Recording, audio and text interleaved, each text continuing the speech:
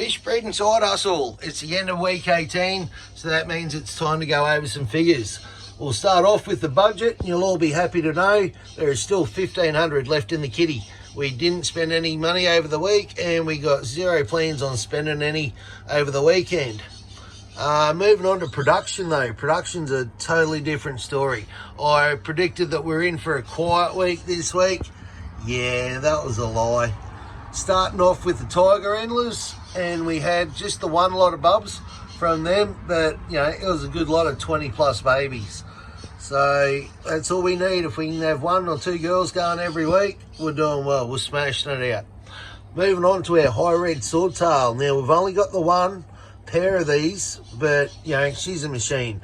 Every month, bang, bang, bang, without fail, 25, 30, 35, and she's done the same again this week. She's, I counted at least 26, so if I'm counting 26, you know, there's probably a good 30 odd in there. And what I love about these high red swordtails is they breed true. If you have a look at, you know, some of the raise out babies, stunning. Now, while we're speaking of the swordtails, let's move on to the kahakus. Now, you hear me whinging a fair bit about these kahakus, how I'm still yet to produce a single baby. Well, I do believe we're starting to see a few pregnant girls in there. So what we've decided to do, not only have they got the, you know, the timber, the rocks, all the plant life to hide in, this time we've deployed the basket as well. Now the basket seems to work well with the guppies. What happens is, you know, mum will give birth out in the big tub, X amount will get eaten, but X amount find their way into the basket and they hang out in there for a bit of safety. Why do we not go the other way around and put them in there? I've tried that, but for some reason it works better the other way. But we have got a few more other things in place with these kahakus. We're throwing everything at them this month, so let's go check that out. So plan A is put the basket in with the breeding colony.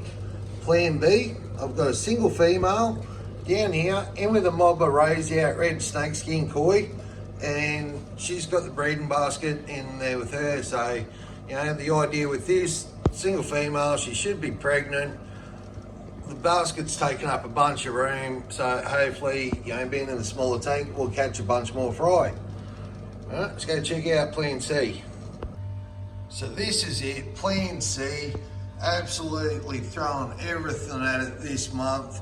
We've got the girl in the actual basket, and the plan is, you know, there's bugger all room. Any fry will hopefully fall down underneath and we'll be able to harvest them from in there. So let me know what you guys think. You know, A, B, C, or D? None. Oh, let's not go that one, huh? Now lastly, with the pond grade swordtails, unfortunately I do have to report a death. We had one of our girls, she was heavily pregnant. Now I believe, you know, one of the males or two of the males must have been chasing her around, because I shut the light off that night and she was looking nicely squared off, thinking, you know, yeah, she's going to have bubs tomorrow. Then come around, turn the light on, and she was floating belly up. So sadly, you know, not only did we not get a lot of bubs, but we lost the female, you know, all in one hit. So that's where we're at with the pond grade swordtails. Here's hoping that we get this girl next week. She's starting to, you know, she's starting to get a bit of a belly on her, so he's open. Now, while I'm reporting deaths, I have to say we had a bad one this week with the guppies. And this one, again, my inexperience, you can put it down to. It wasn't due to overfeeding, like right at the very start when we first started getting into it, and it wasn't from having the tanks too full and guppies wanting to know, you know, is there life after death, and jumping out to find out. You can see I've got the lids back on. Why have I got the lids back on? Well, 2 nights ago, I noticed we were 2 guppies down. We were the blue metal snakeskin male, he was missing. And a 24 carat full gold girl, she was missing. Now they weren't dead in the tank. They weren't dead on the floor, they were just missing. Now, I was down here last night working on the computer when I seen the daughter's cat come in. And she come in and she fished out the blue metal snakeskin female. Once she'd fished it out and flicked it onto the floor, she then jumped on it, grabbed it in the mouth and bang, took off. So yeah, she decided that she wanted to throw this into extra hard mode by going through and killing off 3 of our stock. So the lids are back on. Hopefully come next week we can start pushing all these guppies into the breeding room where there are no cats allowed. But production wise, we smashed it. You can see there's a, with blue metal snakeskin, you can see there's a bunch of fry in there. Well, not a bunch, but there's fry kicking around in there. We also got 24 karat full gold. There's a bunch of fry swimming around in there. Red Dumbo. This is absolutely crazy. Now remember, I was predicting a quiet week. Check this shit out. And then last but not least, red snakeskin koi. Oh. So even though it was a bad week death-wise, and again, due to my inexperience and leaving lids off, the lids are now back on. Like I said, hopefully next week, a lot of these guppies will be in their new breeding tubs and we'll have the breeding colonies being set up. So speaking of the breeding colonies, let's go check that out. So you can see our future fish breeding room is slowly coming together, and hopefully with a good weekend this weekend, we'll get these IBCs finished. You can see this lot, she's only got the one lot of washing left to go, and then that sand, they'll pretty well look like this. This is done, ready. Again, this has got one more lot to go, and then that'll be, again, like that, done, ready. You can see these, I've still got to wash these out. They're as muddy, but yeah, good weekend this weekend. All that'll get done. We'll have the air set up, we'll have some plants set up, and let them cycle for a couple of days. Once they're cycled, we'll get some, we'll start setting some breeding colonies up. Now, speaking of breeding, you remember we did try with these discus, and I'll try for another week or two.